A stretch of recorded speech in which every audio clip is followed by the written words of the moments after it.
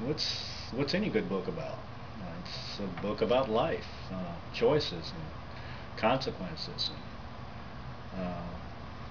For instance, Melville's Moby Dick. What's that book about?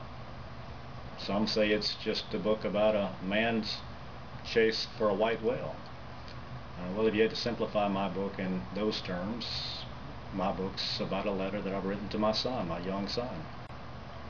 Right and wrong, the human spirit. It's about all those things. Well, as described in the book, my young son Colby was taken from me when he was only 3 years old. That was 8 years ago now. And as you might imagine, I spent many sleepless nights and days thinking about him, wondering if he's okay.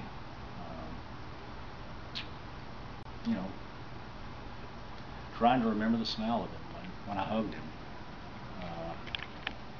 Trying to remember his laugh when I tickled him. Or the inquisitive look in his eyes when he would ask, "Daddy, why does this happen?" Or, "Daddy, what is this for?"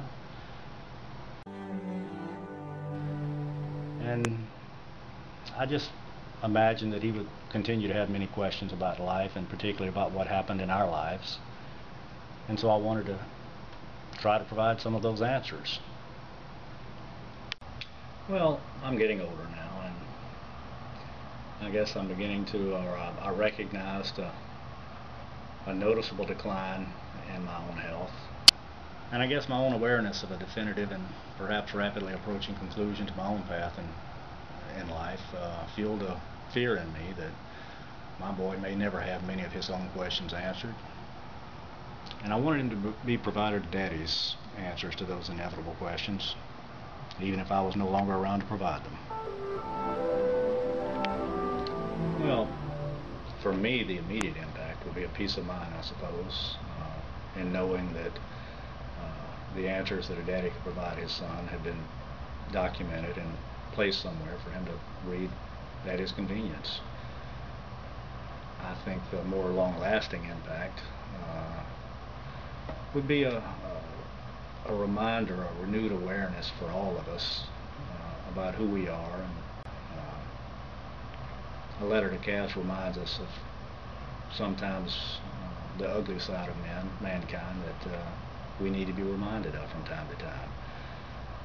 And I think it's particularly important that we learn from our mistakes, and especially when it comes to our own children. As a writer, I think most writers hope that their target audience is everybody, as do I. But in my case, particularly those that find themselves in life from time to time going through struggles and hardships that they don't understand and can't explain. You know, we need documented accounts of these types of things happening, so we don't think it's just us. It's sort of an affirmation that these types of things happen in life.